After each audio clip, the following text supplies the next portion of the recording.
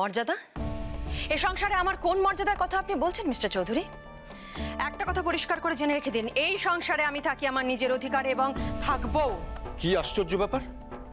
তাই বলে তুমি আমার ছেলে মেয়ের কথা একবার ভাববে না? বাহ, চমৎকার। এখন আপনার মনে হচ্ছে আপনার ছেলে মেয়ের কথা।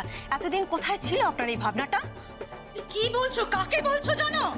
হ্যাঁ, আমি জানি, কিন্তু অনেকেই জানেন না, বা জানলেও অনেক সময় ভুলে যান, আর সেই জন্য তাদের মনে করিয়ে দেওয়াটা আমার কর্তব্যের মধ্যে পড়ে। ইন্দিরা, চিৎকার করে কোনো লাভ নেই বিদিশা দেবী। আপনি ওনাকে একবার জিজ্ঞেস করুন তো, উনি জানেন কিসে ওনার মেয়ের অভিমান হয়, ওনার মেয়ের কি চাহিদা, কিসে দুঃখ হয়, কি বললে কান্না পায়, কিসে কি পছন্দ কি অপছন্দ, কিচ্ছু জানেন? কিচ্ছু জানেন না। তাহলে আজ হঠাৎ ওনার মেয়ের প্রতি ওনার এতটা দরদ উঠলে উঠলো কেন? এত বড় বড় কথা বলছো, উনি বাবা ওদের। না, শুধু রক্তের সম্পর্কে বাবা হওয়া যায় না বিদিশা দেবী, তার জন্য কিছু দায়িত্ব পালন করতে হয়। জিজ্ঞেস করুন ওনাকে, এতগুলো বছর ধরে উনি কি দায়িত্ব পালন করেছেন? করেছেন কিছু? কিচ্ছু করেননি। কি হলো? কি হলো? চুপ করে গেলে কেন? বুঝতে পারছো? মাথায় তোলার ফলটা বুঝতে পারছো? শোনো, আমাকে ছেড়ে দাও, আমার কথা ছেড়ে দাও। তোমাকে, তোমার বাবা হওয়াটাকে অস্বীকার করতে চাইছে তুমি। থাক না, থাক না, এসব কথা এখন থাক। এখনো থাক বলছো? এখনো আমাকে চুপ করাতে চাইছো, চুপ করিয়ে রাখতে চাইছো এখনো?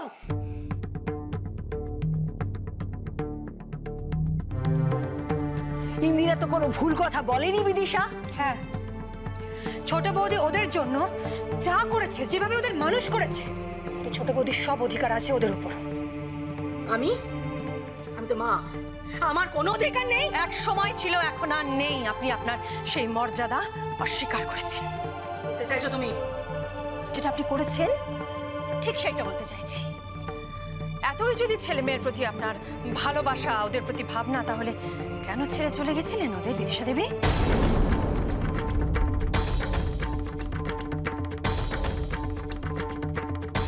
ছোট বৌদি, তুমি প্লিজ শান্ত হও। এখন এসব কথা তুলে কি লাভ? আমি একটা কথা বলে দিচ্ছি পরিষ্কার করে, অলি যা বলেছে, যা অভিযোগ করেছে, সব আমার বিরুদ্ধে করেছে, আমার সঙ্গে করেছে।